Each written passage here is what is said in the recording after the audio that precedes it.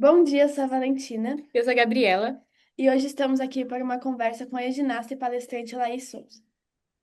Ela teve uma carreira sólida e representou o país em diversas competições fora do país. Hoje atua como palestrante, após um acidente que a deixou tetraplégica.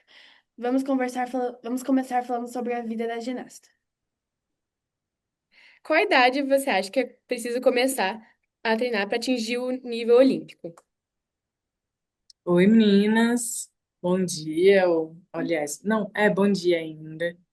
É um prazer estar conversando com vocês. Obrigada pela oportunidade de abrir esse espaço aqui na escola de vocês.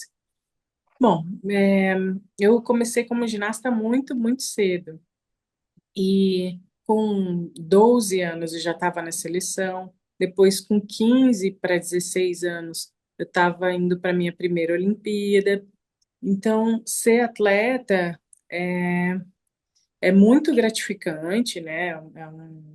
Uma dedicação muito grande. Eu acho que eu pude aprender muita coisa desde criança ali, tudo que eu vi quando eu saí de casa muito cedo, quando eu me dediquei, cada dia que eu pisei no ginásio, fazendo os exercícios, aprendendo desde uma estrelinha até um duplo mortal, um triplo mortal. Então, isso me fortaleceu muito como pessoa, como ser humano.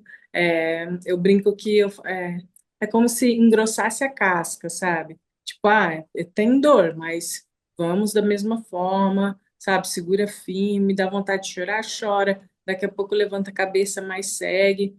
É, e eu acho que a ginástica me trouxe isso, me formou uma mulher mais forte, mais consciente. O esporte de alta performance, de alto rendimento, também pede essa dedicação, talvez abrir mão de muitas coisas, de ir para um aniversário, de ir para um boteco, de ir para uma balada, ou de, sabe, estar com os seus amigos a hora que você quiser, e na verdade você tem que estar dentro do ginásio. É basicamente o trabalho. Basicamente não, é um trabalho. Mas eu acho que valeu a pena, foram 3 Olimpíadas, eu conquistei muitos outros resultados que talvez eu não tenha ficado tão satisfeita, né? Mas todos eles eu me dediquei de forma é, inteira, né? De corpo inteiro. E uma das principais lições que eu tirei disso tudo foi como trabalhar em equipe, como entender minha amiga que está ali, às vezes, poxa, chegou estressada de casa, tá no treino lá e eu ter que acalmá-la, ou ao contrário, eu chegar com vários problemas e ela me acalmar, ou quando a gente ganhava uma medalha, comemorar junto, sair junto. Então, acho que de forma mais é, profissional hoje, olhando de cima, eu pude entender o que é, de uma forma mais clara, o que é a diversidade dentro do esporte, ou a diversidade no mundo, que somos todas diferentes, tá todo mundo lá de colanzinho, seu coque, maquiagem, pronta para para se apresentar, mas isso de alguma forma mostra que existe diferenças entre nós, que talvez uma tem mais dinheiro, a outra tem menos, ou é, uma consiga, sabe, ter mais facilidade para algumas coisas e outra não. Então, todas essas diferenças me fizeram virar uma chavinha e entender que nem tudo é, é como eu imaginava, nem tudo é como eu olhava no espelho e achava que é parecido comigo. Na verdade, tudo foi totalmente diferente. Não sei se deu para entender, se eu respondi exatamente o que vocês perguntaram. Tem um outro ponto também. Eu esqueci de explicar antes que eu tô com esse óculos, ó, que tem esse aparelhinho vermelho e ele está me ajudando a mexer aqui no celular, está acessibilizando para que eu possa estar sozinha aqui com vocês, tendo esse bate-papo. É um mouse de cabeça, só para ficar mais claro. A marca dele é Colibri. É, como você se preparava antes de uma competição? Bom, antes de uma competição, eu sempre pensava que eu tinha que estar totalmente focada. Todo exercício, tudo que a gente fazia de acrobacias, colocava a gente muito em risco, né? Qualquer passo errado, você podia se machucar feio.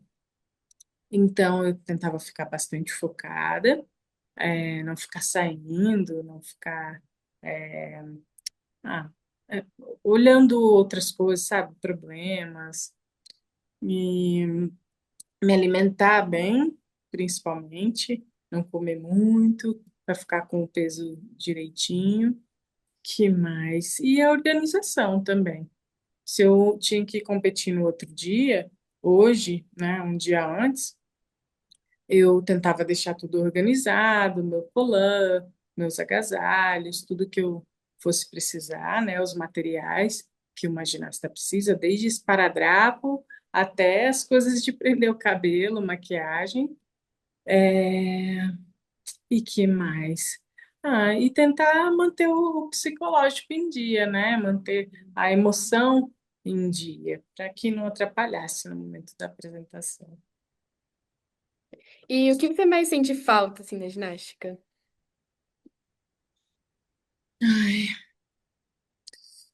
Não sei dizer, acho que é convivência com as minhas amigas.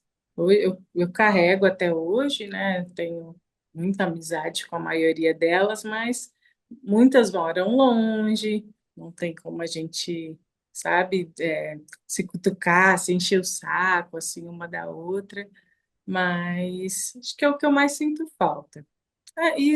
Dos mortais também, né? A sensação de liberdade, de fazer um mortal, de voar. Isso também tenho saudade. É, qual é a sensação de representar o nosso país nas Olimpíadas? Ai, dava muito nervosismo quando eu pensava dessa forma. Nossa, o Brasil todo está me assistindo aqui. Então eu tentava simplificar, pensar que era eu, minhas amigas, ou eu e eu, que ia subir aqui no aparelho para apresentar. Mas sempre foi muito importante saber o carinho que as pessoas tinham pela ginástica, tinham não, tem pela ginástica. Demorou para cair minha ficha que todas as Olimpíadas que eu estive, eu também era uma das melhores do mundo. Então eu sempre pensava, caraca, tô aqui na vila, tô vendo passar, sei lá, um monte de atleta super famoso, o Bolt, a Marta, eu não sei quem. O pessoal, a gente tomando café e passando todos esses famosos atletas, e eu só olhando. Aí depois de um tempão, que caiu a ficha que eu também estava lá, que eu também era uma das melhores do mundo, sabe? E eu não considerava isso. Então foi bem importante descobrir isso depois. Como eu sempre fui muito, muito novinha, né? Estando na ginástica. Ai, meu cachorro passou por aqui. Então foi legal descobrir assim aos poucos. E, enfim, foi isso. Perfeito. Você tinha alguma técnica assim para relaxar, se concentrar? Tinha sim. Eu acho que o principal para mim era pensar que eu estava dentro de uma bolha que não dava para ouvir as pessoas gritando meu nome, ou, sabe, tentava de alguma forma isolar aquela arbitragem que estava toda te olhando apresentar. Eu pensava, não, estou dentro da minha bolha, respira, o respirar também fundo, assim, e soltar. Sempre foi muito importante para mim. E treinar, porque se eu não treinasse, eu ia chegar muito insegura para me apresentar. Então, assim, é óbvio, É sorte, é Deus, é o que for. Mas treino, treino, treino é o que salva, sabe? E qual foi o movimento mais desafiador que você já tentou na ginástica? Ai, o movimento mais desafiador foi esse que fez Simone Biles na primeira acrobacia do solo. Ela faz um duplo com uma tripla. Então, é um elemento que gira muito a cabeça, né? Você gira demais, então você faz dois mortais para trás, com uma tripla pirueta, assim, lateral. E isso dá um bug muito grande no cérebro. Então, para treinar isso, a técnica, pelo menos para dentro da minha cabeça, eu pensava, vou fazer um mortal e meio para trás e um mortal e meio para frente, para não se perder. Eu acho que esse foi um dos exercícios que eu fiz com mais dificuldade. Depois de tudo que você viveu, o que mais te motiva para continuar com seus projetos? Bom, é, acho que o que aconteceu comigo, né, um acidente foi no esqui aéreo, descendo montanha, eu estava fazendo um tipo de treinamento de velocidade e freio e eu perdi o controle dos esquis, provavelmente eu devo ter cruzado na frente e não, não consegui segurar, que eu estava com muita velocidade. Então, no que eu olhei para trás para falar para minha amiga vir de lado e vir devagar, eu, por um segundo, perdi a, o timing, né, do que eu estava fazendo. Talvez eu tivesse segura do que eu estava fazendo e perdi a- me fugiu a palavra, o controle. Perdi o controle. Então, acontece muito isso com o ser humano, de ele olhar para o outro e falar, ô, ajeita aí, ou, sabe? Tentar chamar a atenção do outro e esquecer do seu. E foi isso que aconteceu comigo. Então, acho que uma das principais coisas que eu pude aprender foi isso, e venho aprendendo muitas outras, que, sei lá, como foi muito gritante, eu era forte, estava fora do país, estava treinando em busca de adrenalina, e de repente eu me vi dependente, né, da minha mãe, dependente de um cuidador, dependente para qualquer coisa, qualquer movimento que eu quisesse fazer. E, e acho que eu nunca não deixei de ser atleta, né, por conta de muitas tarefas, aprender essa outra Laís Souza, esse corpo que não tem movimento, também é uma dedicação diária, assim. Eu acho que eu passo muito mais tempo me dedicando ao meu corpo hoje do que quando eu era atleta. Hoje eu cuido de cada pedaço, eu tenho que hidratar a pele para não ter nenhuma ferida, para por estar na mesma posição. Eu tenho uma equipe de pelo menos 4 a 5 funcionários para estar cuidando de mim, para virar um decúbito. O decúbito é tipo, eu tô nessa posição aqui. Aí daqui a pouco o meu corpo cansa e eu tenho que virar para o lado para ou para o outro, ou deitar, ou, sabe, movimentar o corpo, assim como era antes. Aí, para ver meu óculos. Tava girando aqui o mouse. Enfim, e cuidar da minha cadeira, que a cadeira era uma coisa que eu não aceitava antes, eu julgava, falava que cadeira, coisa feia, que estranho. Então, eu era muito capacitista comigo mesmo. Eu não entendia. E hoje eu já entendo, sabe? Olha, a cadeira é ela que me leva para os lugares, manter ela limpa. Não tem milhões de cadeiras para uma pessoa tetraplégica, sei lá, uma dourada, uma cadeira com a roda pink, ou uma, sabe? Eu queria coisas diferentes, então não tem. O que eu tenho hoje, eu tento manter com carinho, para que não quebre. Se quebrar um pé da cadeira, a mesma coisa que quebrar o meu pé. Então, tudo que é voltado para o cuidado humano é o que eu passo hoje, é o que eu sinto falta hoje, é o que todo mundo que está vivendo nessa terra, que eu acho que a terra é um corpo, assim como nós, que a gente tem que cuidar dela, a gente tem que aprender como cuidar do outro. Pode ser que lá na frente alguém ou todos nós vamos ter alguma deficiência, ou precisar de uma muleta, ou precisar de uma cadeira, ou precisar de cuidados, ou cuidar da nossa mãe, cuidar do nosso pai, quebrar um pé, que seja, e ficar com a muletinha e precisar de um banheiro um pouco maior para, sabe, para esticar, para ter que pôr a perna para cima e assim vai.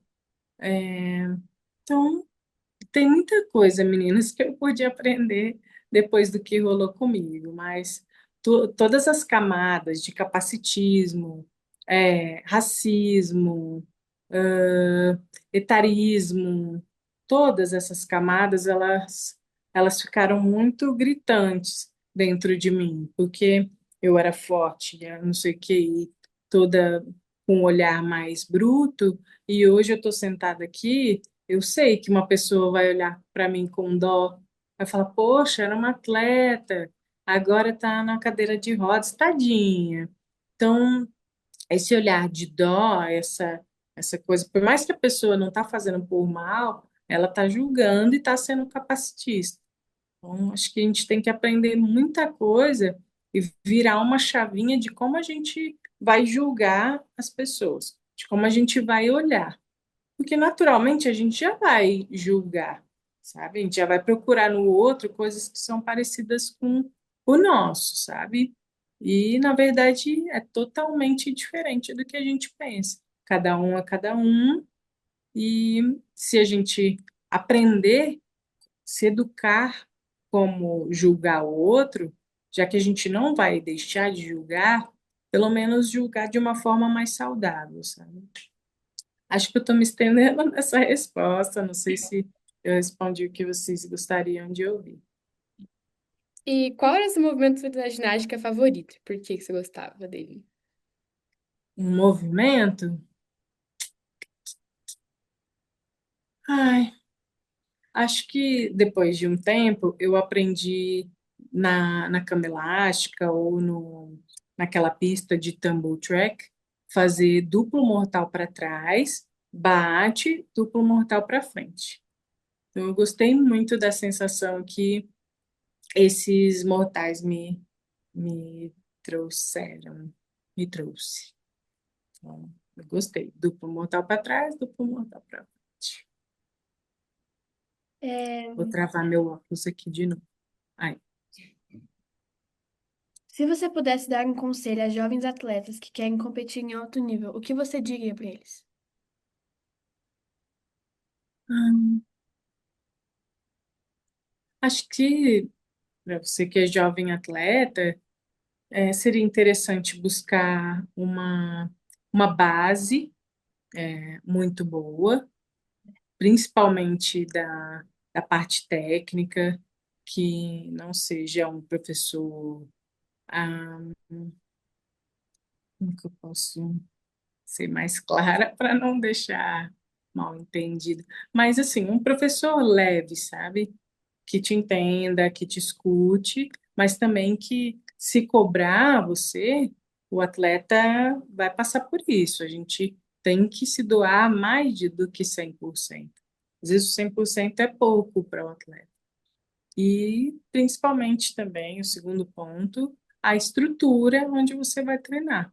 Tudo isso é muito importante. E um terceiro ponto seria as suas companhias, quem você vai colocar ao seu redor para te dar exemplos. Não seu professor, mas suas amigas, seus parentes, quem está convivendo com você. E. Ai, pode. Qual foi, o que que te incentivou a querer ser ginasta? Ai, ginástica bizarra. Acho que a ginástica caiu no meu colo. Eu sempre fui uma criança que brinquei para a rua, rueira mesmo. Minha mãe nunca prendeu a gente, não deixou ir para fora. Então, isso foi importante para eu me tornar atleta, que eu sempre fui moleca, de correr para lá e para cá, de jogar taco, bolinha de gude, nem sei se vocês conhecem tudo isso. Mas isso me formou, uma pessoa competitiva. Então, eu estava ali com as minhas amigas, eu queria correr mais rápido. Se jogar futebol, eu queria jogar muito bem. Se é isso, se é aquilo, eu sempre, fui moleca de soltar pipa. Então, isso acho que foi me fortalecendo. E aí, quando minha mãe levou meu irmão para o judô, tinha ginástica ao lado. E eu conheci a ginástica dessa forma. E me apaixonei olhando as meninas no treino, com o cabelo preso. E como eu já tinha falado no começo, o que me chamou mais atenção são as acrobacias, de estar lá no ar, de ver um mortal super alto e aí acertar, cair de pé.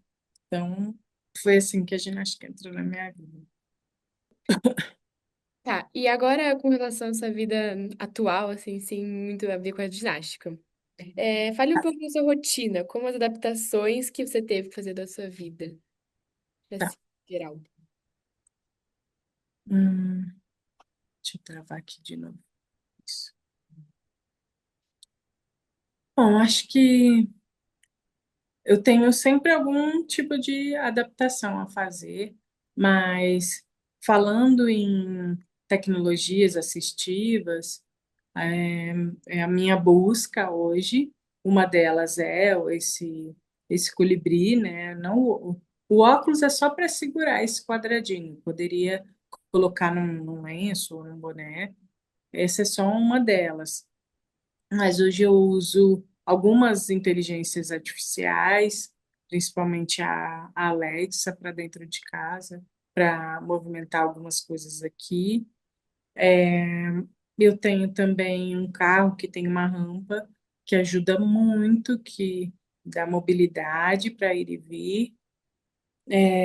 Que mais que eu tive que me adaptar? E todo lugar que tem escada eu evito. As rampas hoje são muito bem-vindas. Eu sempre que vou para algum lugar tenho que ligar, perguntar: ah, é um restaurante? Ei, pessoal, vocês têm adaptação? Aí pergunta. Às vezes eles dizem que tem, mas chegar lá sempre tem alguma coisinha. Então, esse é uma parte que eu sempre grito, peço para as pessoas, né? Ajuda, gente, ajuda aí, fala para que se estiverem começando, a levantar um lugar, coloca a rampa. Não adianta testar você andando lá, põe um cadeirante lá, pega uma cadeira, senta e vai indo, sabe? Para que fique bem acessível. E banheiros acessíveis também. Que mais que eu tive que me adaptar? E o ponto principal, que é a inclusão, que é a adaptação dos lugares, a parte do capacitismo, que eu já trouxe um pouco aqui para vocês.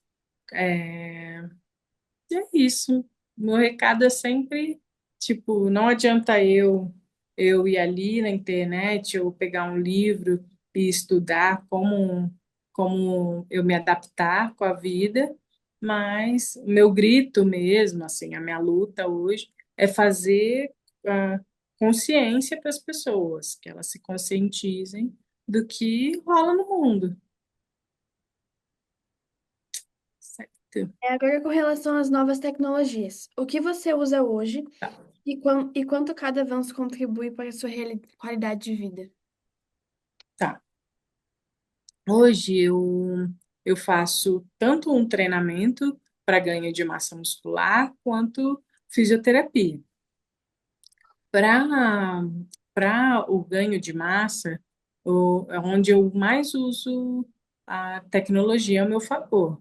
Eu uso hoje um tipo de eletroestimulação que eu coloco uns padzinhos no músculo colo lá, o colante, e ele solta uma descarga que o meu músculo contrai sozinho, e aí a partir disso que eu vou fazer os exercícios. Então, eu faço tipo academia, travar aqui, academia. Eu estico a perna, faço aqueles exercícios de extensão, flexão, glúteo principalmente, por isso é uma pessoa que fica muito tempo sentada, então isso pode ocasionar feridas, né, úlceras. Então eu não tenho hoje, aliás, nunca tive, porque eu sempre treinei muito músculo. Então minha perna hoje é muito mais forte do que muita gente que talvez não vá para academia. E isso evita problemas futuros, evita possível osteoporose. E se em algum momento algum estudo der certo, algum cientista descobrir uma coisa super, hiper, eu vou estar preparada fisicamente para passar. Eu também uso uma tecnologia que é uma Bike, uma, uma bike normal que também usa eletroestimulação, que me deixa mais forte e mais resistente. E por aí vai. Nossa, eu uso Power Breath, que é um aparelho que eu ponho na boca, assim, e ele dificulta um pouco para respirar, onde aumenta a força da minha caixa torácica e minha capacidade pulmonar. Ixi, tem muita coisa, meninas, muita coisa. Mas aí por aí vai. Tudo que é tecnologia assistiva, hoje eu busco, eu pesquiso para entrar na minha vida. Entre o salto com o esqui e a ginástica artística, qual o esporte é o seu favorito? Qual é o mais complexo, assim? Olha, a ginástica é o amorzinho da minha vida, não tem jeito. Eu treinei por 21 anos, eu me adaptei com a ginástica, eu sigo ginástica, eu respirei ginástica, então é o amor da minha vida. O esqui, ele passou muito rápido, gostei bastante de conhecer o mundo da neve, né, de conhecer esse mundo branco, de velocidade, adrenalina, mas acho que a ginástica, com certeza, é o que eu amo. E o mais perigoso, com certeza, é o esqui. É muita velocidade, e ainda você depende do clima, do vento, sabe? É bem difícil, dá bastante medo também. Qual sonho ou projeto você ainda quer realizar? Ah, hoje eu estou escrevendo um livro. Na verdade, já tem 2 anos que eu estou escrevendo, pesquisando, colocando. Acho que eu tenho o sonho de que saia um filme sobre a minha vida, sabe? Que ilustre para que as pessoas não só ouçam e pensem, eu conheço essa menina, e me chamem de Jade, ou me chamem de Daniele, outras coisas. Eu acho que um filme vai clarear bastante, vai dar cara para a Laís, sabe? Eu gostaria bastante que isso acontecesse, um dos meus sonhos. Somos jovens e estudamos em uma escola que nos permite refletir sobre os aspectos da vida. Qual a principal contribuição que você acredita que poderia fazer para nos aconselhar sobre as consequências de nossas escolhas? Acho que esse é um ponto muito, muito sensível. Dá para ampliar para muitos caminhos essa pergunta. Mas acho que quando se fala de escolha pessoal, acho que ela entra num ponto de que você tem que principalmente pensar no outro. Sei lá, eu quero uma coisa, mas se eu estiver prejudicando o outro, a terceiros, eu já não faria aquela escolha. Mas hoje, graças a Deus, a gente tem o apoio da internet, a gente tem conhecimento para dar um passo consciente e entender o que eu falei no começo, as camadas, é, o que que, o que que rege a gente. Tipo, nós somos uma população que tem uma cultura, não estou falando que somos, tá? Isso está dentro da gente, todos somos. A gente é capacitista, a gente julga, a gente é racista, a gente olha lá na rua alguém que está passando fome, que está frio. É muito difícil alguém, a gente parar lá e entregar um cobertor para o cara que está lá. Então, acho que a gente tem que ser consciente ao ponto de, bicho, vou parar aqui um pouquinho, vou colocar um vídeo no YouTube só para entender, sabe, que é a minha cultura? Por que que eu como arroz e feijão? Por que que eu julgo? Por que que, por que que tem gente que é agressivo? Por que que tem gente que abusa sexualmente? Por que que, sabe, se perguntar, pergunta o porquê. E aí, em algum momento vai lá, pesquisa, mas óbvio, com é, pessoas que trazem a verdade, sabe? Com pessoas que dá para confiar, não dá para tentar ouvir de qualquer pessoa. Tem que saber a sua fonte, de onde você está tirando aquilo. E tender para o lado bom. Pelo menos eu penso assim. É clichê, mas essa história de pender para o amor é a, a melhor escolha, sabe? Certo? Eu queria fazer mais uma pergunta. Tá. No começo você falou que você deixava de fazer muitas coisas por causa do seu treino na ginástica.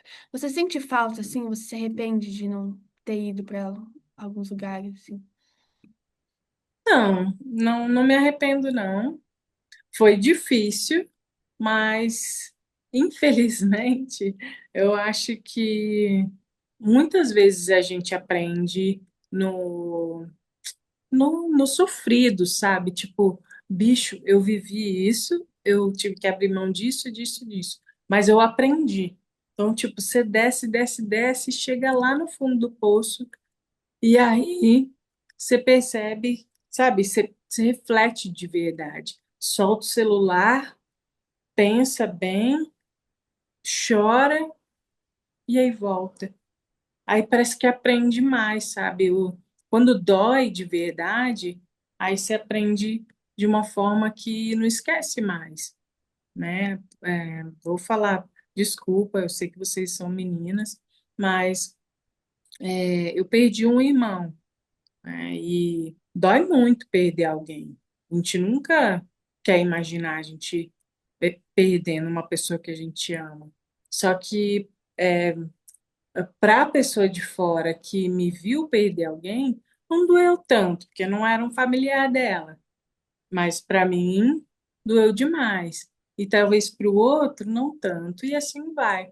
Então, quando a gente valoriza o que rolou com o outro, por mais que não esteja doendo tanto, né, quanto para a gente, eu acho que é um momento que a gente aprende, um momento que a gente consegue refletir de lá de dentro da alma.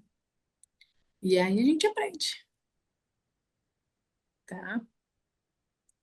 E é isso. Muito obrigada. Tá. Imagina, meninas. Que isso. Prazer. Obrigada pelas perguntas, um prazer. Espero que a gente possa se ver pessoalmente logo mais, tá? Falar para essa professora aí de vocês.